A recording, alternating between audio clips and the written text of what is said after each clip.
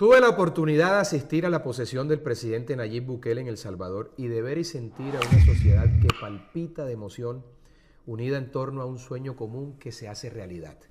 Emprender la senda del desarrollo a partir de la voluntad irrestricta de su líder de imponer la seguridad como bien supremo y objetivo principal en una nación que se creía inviable por haber caído en manos del control delincuencial total. Todos los demás factores de un país mejoran exponencialmente cuando se recupera con decisión, fuerza y legalidad la hegemonía del Estado sobre la criminalidad. Si hay seguridad, hay inversión. Si hay inversión, hay empleo. Y si hay empleo, hay prosperidad. Y si hay prosperidad, hay desarrollo en un mundo que está al alcance de todos siempre y cuando brinde seguridad.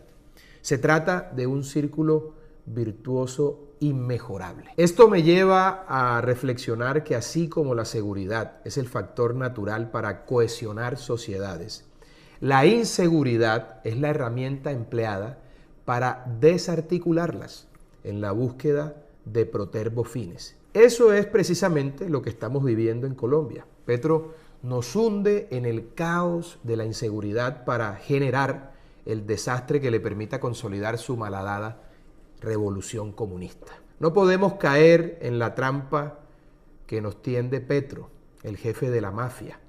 Nada de creer en sus mentiras cuando sale a decir que él no se quiere reelegir y que la idea de la constituyente es un invento de los medios. A Petro no hay que creerle lo que dice cuando niega haber dicho lo que dijo. Hay que creerle lo que hace y lo que pone a hacer a sus esbirros. Claro que el presidente quiere y promueve la constituyente y que sus aliados, los criminales, esos mismos de los que ha hecho parte, las FARC, del bandido Iván Márquez, la cúpula criminal del ELN, el canciller de las FARC, Álvaro Leiva y una caterva de enemigos de la patria, han salido al unísono a apoyar la constituyente que ahora niega el mitómano mayor sin sonrojarse. Hasta la sabandija impresentable de Eduardo Montealegre empezó un tour de medios para justificar lo injustificable. Una constituyente con el fin supuestamente de cumplir los espurios acuerdos con las FARC, firmados en un golpe de Estado liderado por el tartufo Juan Manuel Santos, que se robó el resultado de las urnas, en las que los colombianos dijimos no a ese esperpento que tiene hoy a los criminales y genocidas de esa banda terrorista en el Congreso y a Petro en la presidencia. No es coincidencia que uno de sus enmermelados activistas salga a proponer la reelección del tirano en ciernes. Claro que Petro está intentando reformar la Constitución para quedarse, eso es obvio, es evidente. El perverso plan de Petro y sus cómplices tiene también otras aristas. La principal de ellas es hacer lo contrario a lo que ha logrado Bukele en El Salvador. En vez de ordenar la casa a partir de la seguridad, Petro promueve la inseguridad por cuenta del desmembramiento de los territorios entregados a los bandidos que apoyan su funesto plan para atornillarse al poder. A cambio, los delincuentes recibirán perdón por sus crímenes y lograrán concretar la promesa siempre atractiva para el bandidaje de la no extradición. La ejecución de ese plan macabro empezó desde que nombró a Iván Velásquez, enemigo de las fuerzas militares, como ministro de Defensa. Pero el golpe a nuestros héroes, a los que combaten a las guerrillas criminales, no solamente fue moral, sino real. Petro y Velásquez acabaron de un plumazo con la línea de mando. Más de 50 altos oficiales fueron llamados a calificar servicios. Con ello castraron de un solo tajo 2 generaciones de generales y coroneles que habían sido formados para combatir el flagelo del terrorismo. No contentos con eso, a nuestros soldados el gobierno les ha atado las manos, los tiene encerrados en los cuarteles con la orden de no atacar al enemigo.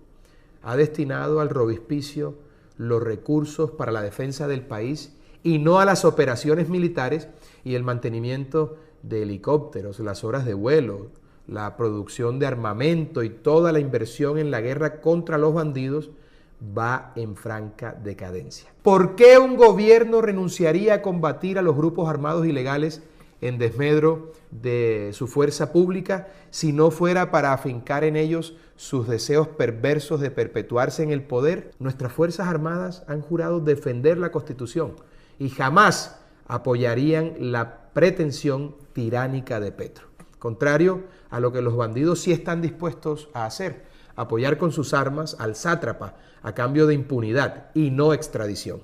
Que no se olvide el pacto de la picota. Ahí empezó todo. Y fíjense, desde Venezuela el otro dictador Maduro nos mandó vía frontera occidental y de la mano del verdadero cerebro del régimen, Iván Cepeda, al resucitado criminal Iván Márquez. No solamente lo vimos en un video muy orondo promoviendo la constituyente de Petro, sino que al mismo tiempo en que le montaron una nueva mesa de paz con las FARC, no les bastó la que en su momento armó Santos, este sujeto está ocupando a sangre y fuego territorios de producción y exportación de cocaína y de minería ilegal en el suroccidente colombiano, en Cauca, Valle y Chocó. Aquí vale la pena preguntarse del lado de qué bando está jugando el gobierno en la disputa territorial que tienen este bandido de Márquez y el otro bandido de Mordisco. Para completar el cuadro, Iván Márquez se disputa territorios con las otras FARC. Sí, ahora tenemos 3 FARC, a falta de una, las de Iván Márquez, las de Iván Mordiscos y las de Timochenko, que está en el Congreso. En resumen, el suroccidente del país está hoy en manos de los criminales. Los helenos sentados cómodamente, al igual que las 2 facciones de la FARC, en sendas mesas de paz que son la excusa para que nuestras Fuerzas Armadas no los combatan, mientras aquellos se toman tranquilamente Nariño, Caquetá, Putumayo, Cauca, Valle del Cauca y Chocó. Esa toma de territorios es estratégica en términos de todos los negocios ilegales, pero principalmente lo es porque en esas regiones se acumulan millones de votos controlados por los bandidos aliados del régimen. A la hora de convocar a cualquiera de sus locuras para atornillarse en el poder, ¿a dónde creen que irán a dar esos votos direccionados por los fusiles ilegales? A esos bandidos se suma el control territorial que ejercen bandas y pandillas que también están o pretenden estar sentadas con el gobierno en procesos de paz. Los chiotas y espartanos en Buenaventura, por ejemplo. La Inmaculada en Tuluá, los Flacos en el norte del Valle y el Clan del Golfo, que ya llegó a disputarse el control del Cañón de Garrapatas, botín histórico de toda clase de malhechores. Si por el suroccidente llueve, en el Caribe no escampa.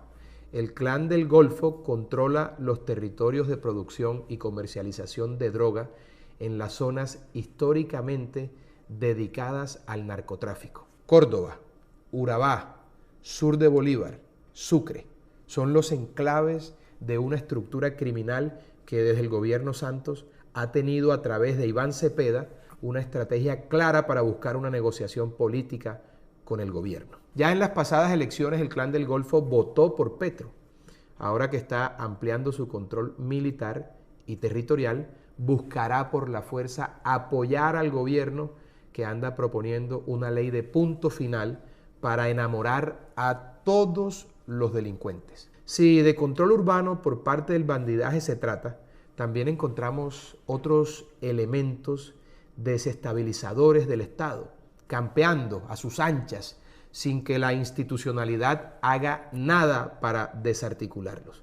Extrañamente, se ha empezado a normalizar el control de empresas transnacionales del crimen que nos llegan de Venezuela, el tren de Aragua, los maracuchos y los AK-47 son algunos de esos fenómenos que se sabe tienen vínculos con los organismos de inteligencia venezolana y que operan al servicio de la dictadura de Maduro en el exterior. ¿A qué intereses creen ustedes que sirven estos malandros que actúan en Colombia?